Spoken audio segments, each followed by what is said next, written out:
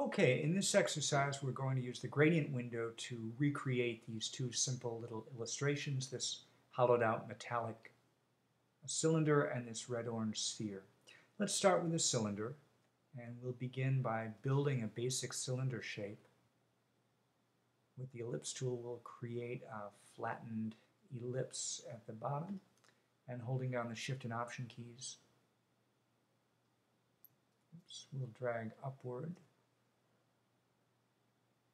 create a copy, and then draw a rectangle, snap it to the right hand side of that ellipse at the bottom, and then the left side of the rectangle snaps to the left hand side of the ellipse.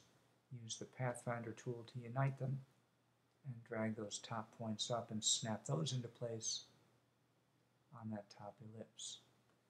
Bring it to the front,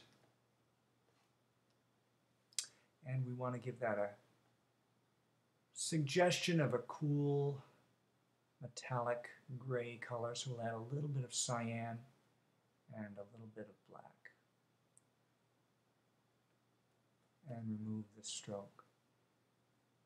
And now we want to apply a gradient to the surface of the cylinder, so with that object selected we'll click on the gradient slider and it will fill with the default gradient, which is a horizontal linear gradient, white to black. We can remove the stroke.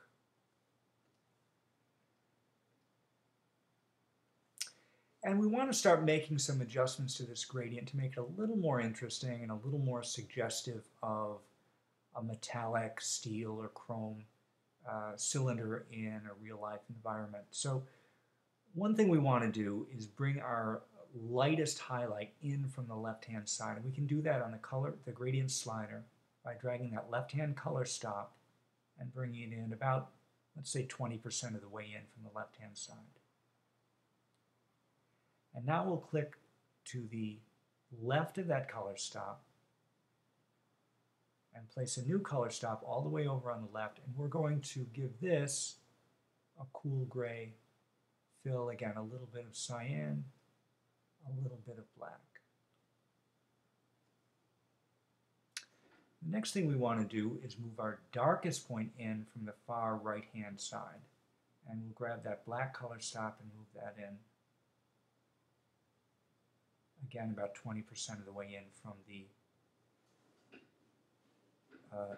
right-hand side of it. And then we want to add some color to the right to give a sense of maybe a secondary light source or some ambient light, casting a little bit of light on that right-hand side. So we can click on the extreme right-hand side of our gradient and adjust that color. But let's try a different method. I'm going to remove that color stop. Since we've already created a kind of mid-tone cool gray color stop on the left, we can grab that color stop and with the Option key down, drag it all the way over to the right. And now we've introduced a little bit of that cool gray color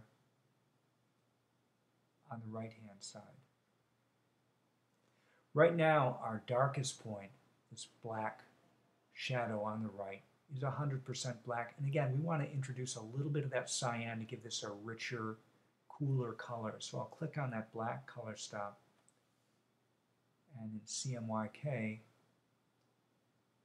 we'll add a little bit of cyan, and you'll see that adds a richness to that gradient across the middle.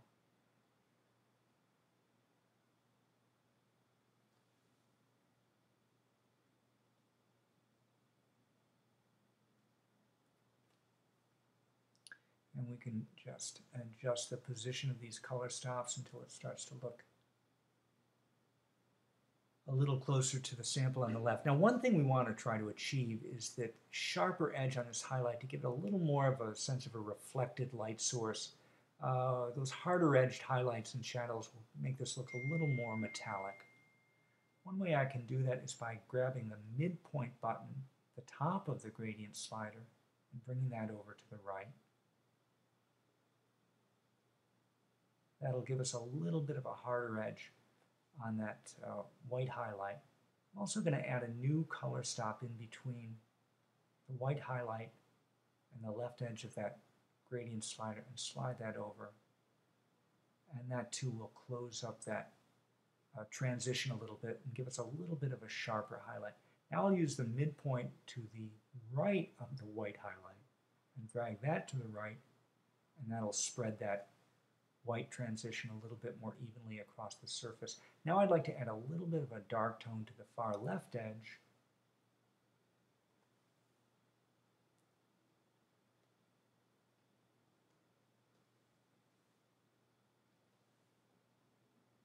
And adjust that midpoint so it transitions a little more nicely.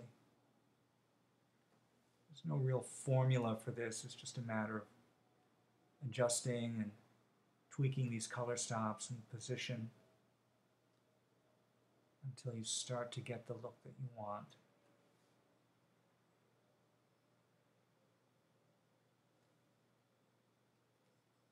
And that's looking pretty close to our sample. Now we want to add a sense of an interior surface to make this really look like a hollow pipe or tube. And I'll do that by grabbing the ellipse at the top. I accidentally moved it, so Command Z.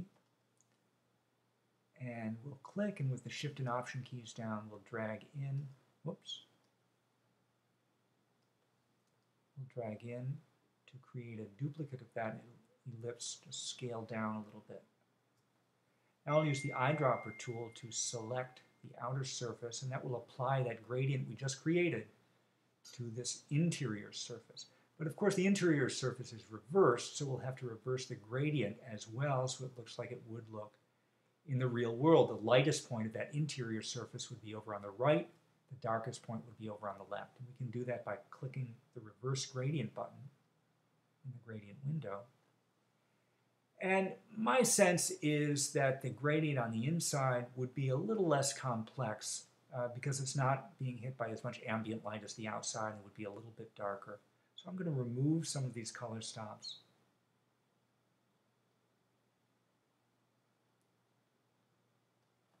Create a little bit of a darker tone on that far right edge.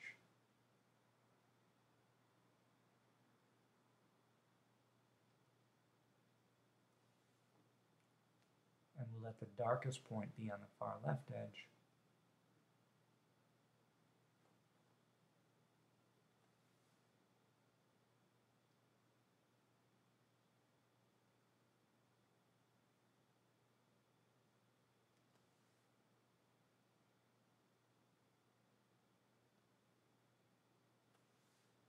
A little more cyan.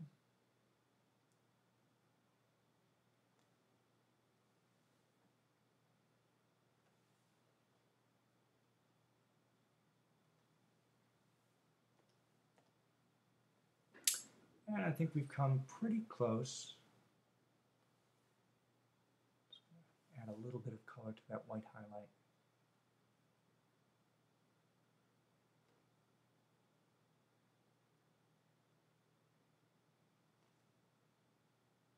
And I think we've come pretty close to matching the original sphere. Next up, we'll create this, the original cylinder.